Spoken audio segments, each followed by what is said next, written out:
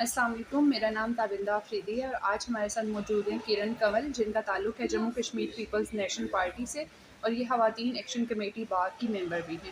السلام علیکم، کیسی ہیں آپ؟ ٹھیک ہیں؟ وعلیکم السلام۔ اچھا، میرا جو آپ سے پہلا سوال ہے وہ یہ ہے کہ آپ آزاد کشمیر میں ماضی کی بیانیے پر تھوڑی سی اگر ہم نظر ڈالیں تو آپ اس کو کس طرح سے دیکھتی ہیں 1947 سے آن ورڈز؟ دیکھیے، اگر آزاد کشمیر کی بات کریں اور 1947 سے بعد کی بات کریں آپ، تو 1947 جو ہے، 1947 میں جموں کشمیر کی جو ہے ہم کہہ سکتے ہیں تقسیم ہوئی، وہ تقسیم جو کس بیانیے پہ ہوئی، پہلے ہم تھوڑا سا اس کو دیکھ لیں۔ تو وہ تقسیم جو ہوئی ہے وہ کس بیانیے پہ ہوئی ہے؟ وہ ایک مذہبی بیانیے پہ ہوئی ہے، مذہبی بنیاد پہ ہوئی ہے۔ تو اس کے بعد اگر ہم دیکھیں تو یہ جو ریاست جموں کشمیر کا یہ جو حصہ بنا، جو جسے ہم آزاد کشمیر کہتے ہیں، سو کال آزاد ہیں، تو اس میں جو ہے جو بیانیہ بہت زیادہ جو ہے سامنے آیا ہے، جس کو لے کے لوگ چلیں ہیں، تو وہ کیا تھا کہ اسلام کی بنیاد پہ، ٹھیک ہے۔ وہ اگر آپ کا اپنا رشتہ جو ہے پاکستان کے ساتھ بنا رہے تھے تو وہ کس بیس پہ بنا رہے تھے؟ صرف اسلام کی بنیاد پہ کہ وہ مسلمان ہیں تو بس ان کا جو ہے الحاق جو ہے پاکستان کے ساتھ ہونا چاہیے، کیونکہ پاکستان جو ہے ایک اسلامک کنٹری ہے۔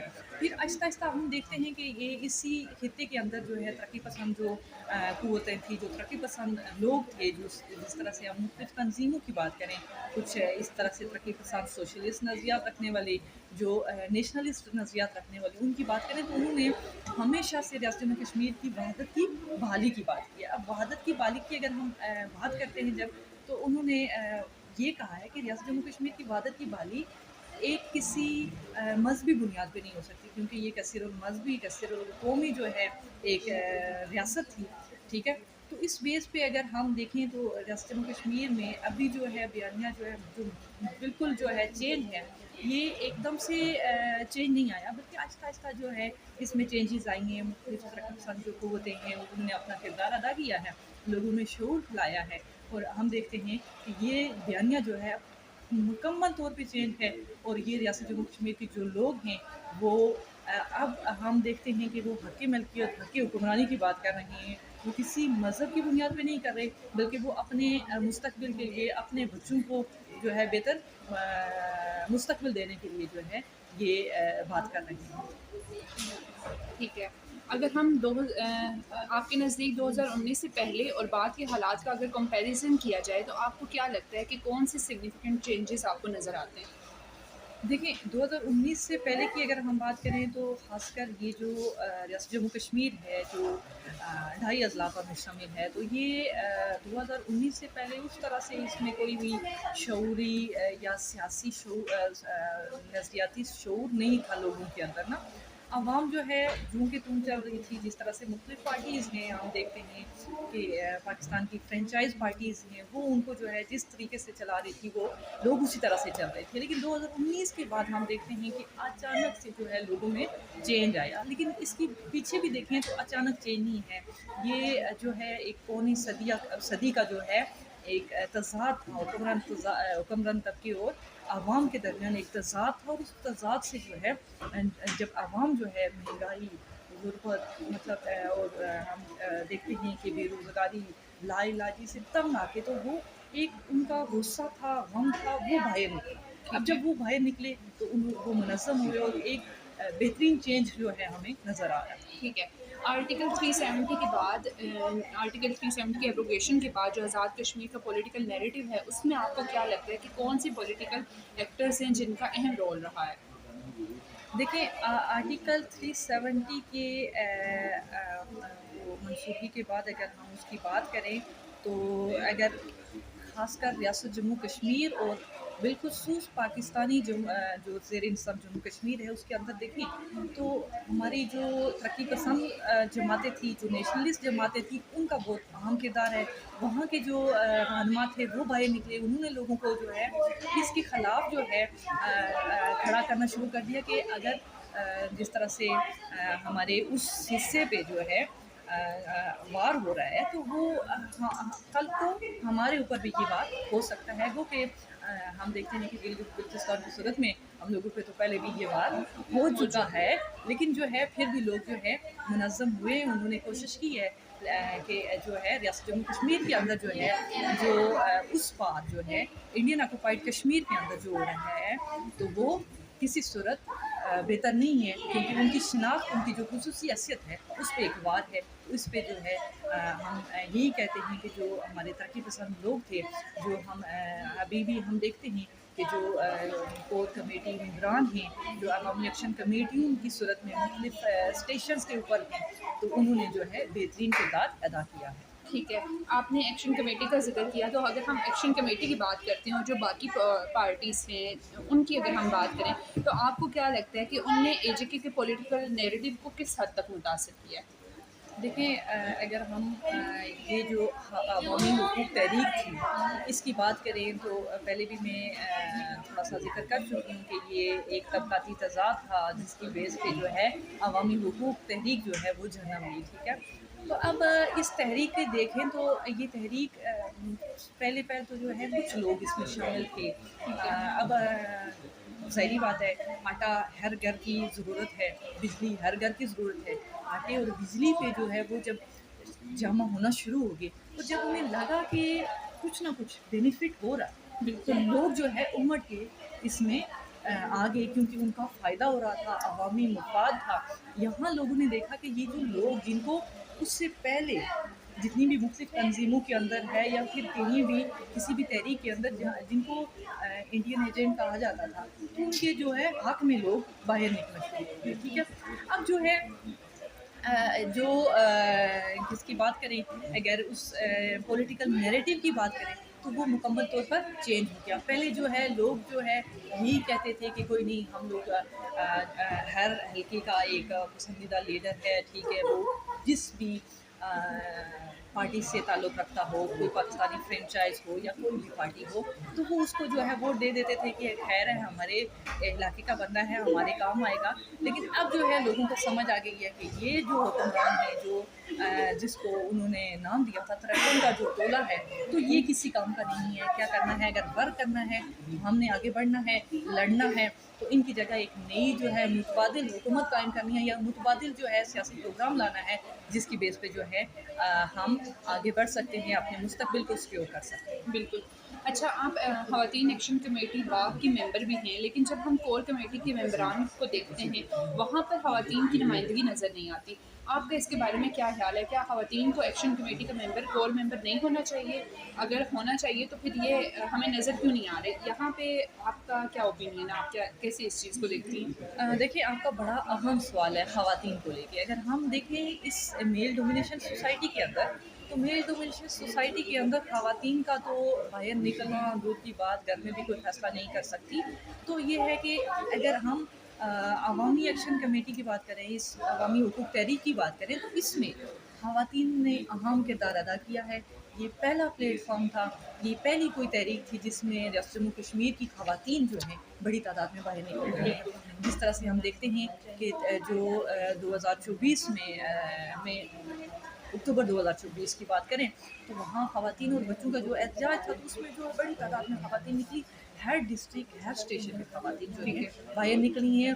और हम ये कहते हैं कि ठीक है, कोर कमेटी मेंबरान की बात आपने की कि कोर कमेटी का मेंबर ख़ातून तो होना चाहिए, बिल्कुल होना चाहिए, लेकिन इसके लिए ये है कि प्रॉपर जो है प्लानिंग की ज़रूरत है। जिस तरह से अब हम देखते हैं कि बाग में ख़वातीन एक्शन कमेटी बनी है, मीरपुर में भी ख़वातीन एक्शन कमेटी हैं, लेकिन उसके अलावा जो है पूरे इस खित्ते में कहीं भी ख़वातीन जो हैं मुनज़्ज़म होकर बाहर नहीं निकली हैं। हाँ, मुख्तलिफ जगहों पे जिस तरह से हजीरा में है, कोटली में है, और मुख्तलिफ मुज़फ़्फ़राबाद में है और मुख्तलिफ ख़वातीन हैं, लेकिन कुछ चंद देखे हैं एक्टिव ख़वातीन। तो हमें ज़रूरत है कि ख़वातीन को मज़ीद मुनज़्ज़म करें और उनको मतलब अपने हुकूक़ के लिए बाहर निकालें, उनको शऊर दें, ताकि हम आगे मुनज़्ज़म तरीके से एक जमहूरी जद्दोजहद के तरीके से हम आगे पहुँच सकते हैं कोर किसी कमेटी के प्लेटफॉर्म काम पे उनकी नुमाइंदगी नज़र आए, बिल्कुल।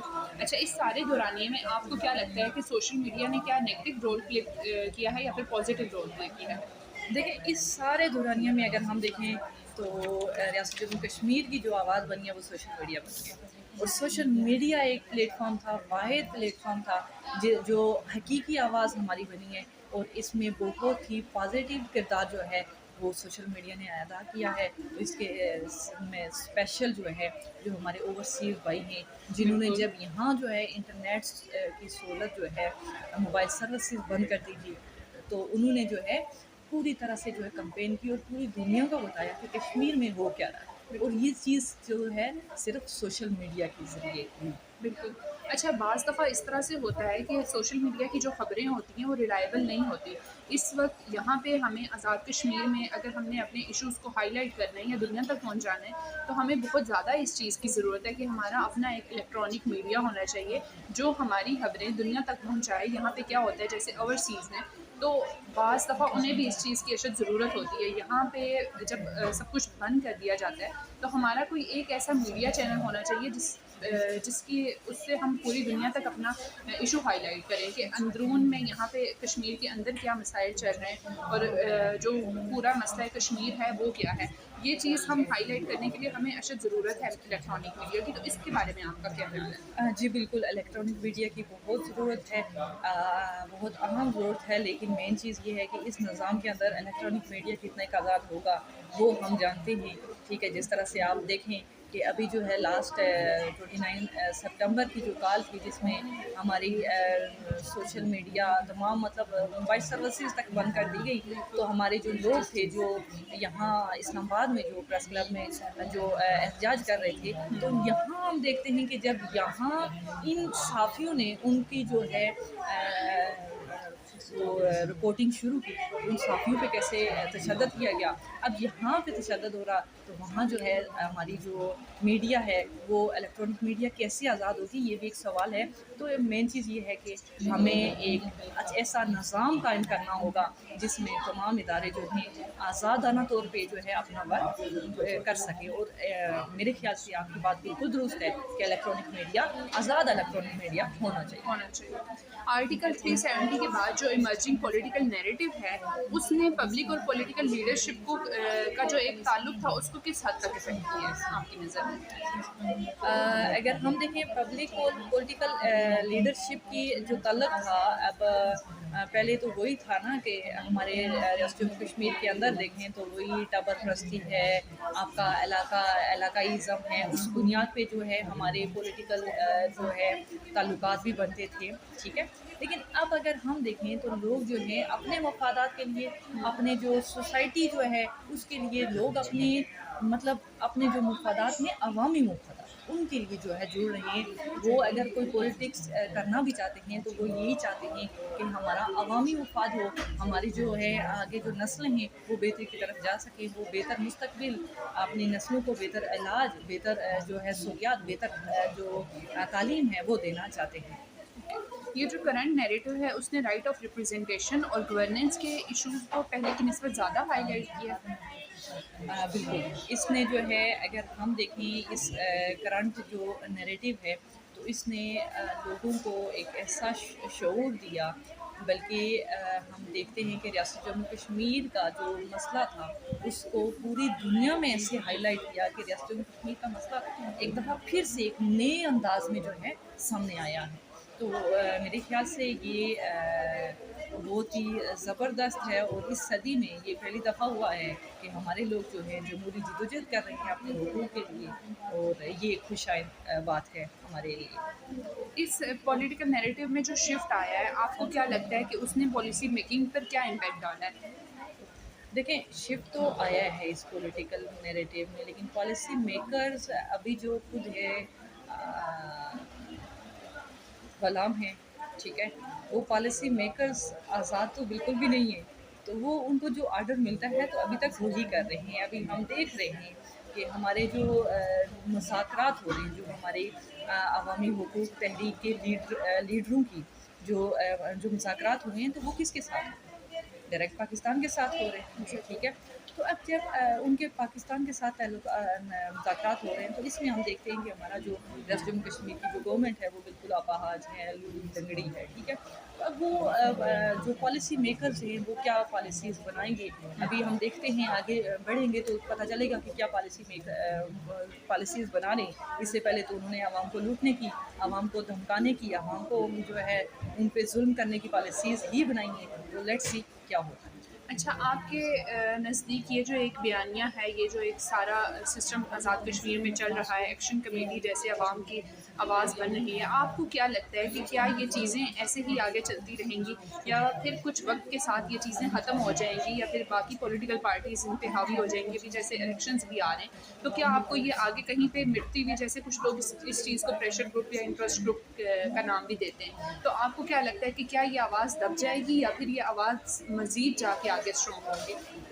دیکھیے جو تحریکیں ہوتی ہیں وہ لانگ لاسٹنگ، اتنی لانگ لاسٹنگ بھی نہیں ہوتی، اور وہ ہمیشہ کے لیے بھی نہیں ہوتی. ان کے مفادات ہوتے ہیں اور ان کے جو ہدف ہوتے ہیں وہاں تک چلتی ہیں، اور اس کے بعد جو ہے وہ تحریکیں جو ہے ختم ہو جاتی ہیں. لیکن کچھ تحریکیں جو ہوتی ہیں وہ لانگ لاسٹنگ بھی چلتی ہیں. لیکن اگر ہم ریاست جموں کشمیر کے اندر اس عوامی حقوق تحریک کی بات کریں تو یہ عوامی حقوق تحریک جو ہے عوامی حقوق کی بات کر رہی ہے. پھر اس کے ساتھ ساتھ انہوں نے ایک اور بیانیہ جو ہے حق ملکیت حق حکمرانی کی بات کی ہے نا. اب یہ جو ہے یہاں اقتدار کی منتقلی کی بات ہوئی ہے کہ عوامی حقوق تحریک کے اندر، اور جتنی بھی عوامی تحریکیں ہوتی ہیں وہاں اقتدار کی منتقلی اہم پوائنٹ ہوتا ہے، جہاں جا کے عوام جو تحریک ہوتی ہے یا ختم ہو جاتی ہے یا مٹ جاتی ہے، یا ان کی جگہ جو ہے ان کو ہائی جیک کر دیا جاتا ہے. ٹھیک ہے، جس طرح ہم بات کرتے ہیں دیکھتے ہیں نیپال کی دیکھتے ہیں، پھر اسی طرح سری لنکا میں دیکھیں، بنگلہ دیش میں دیکھیں، جو تحریکیں وہ تھی تو اس میں جو ہے ان کے پاس جو آگے پالیسی نہیں تھی. ان کے پاس یہ نہیں تھا کہ وہ اقتدار کی منتقلی کیسے کریں گے. تو پھر بالکل اسی طرح جو ہے اگر ہم اس تحریک کے اندر دیکھیں تو یہاں جو ہے 30 جو اب ممبران ہیں، ہمارے کور ممبران ہیں، اور بہترین اچھی خاصی جو ہے ٹیم ہے، تو وہ جو ہے بہترین میرے خیال سے بہت اچھی جو ہے پالیسی بنا کے آگے بڑھیں گے. کیونکہ ان کا یہی کہنا ہے کہ ابھی جو ہے ہم ان حاصلات کی بات کر رہے ہیں، جو ہمارا چارٹر آف ڈیمانڈ ہے یہ پورا ہونا چاہیے. اب چارٹر آف ڈیمانڈ جو ہے یہ پورا ہوگا تو اس کے بعد جو ہے نیکسٹ اسٹیپ بھی ہوگا، کیونکہ نظام کے چینج ہونے تک ہم لڑتے رہیں گے. بہت سارے جو لوگ ہیں ان کا یہی کہنا ہے.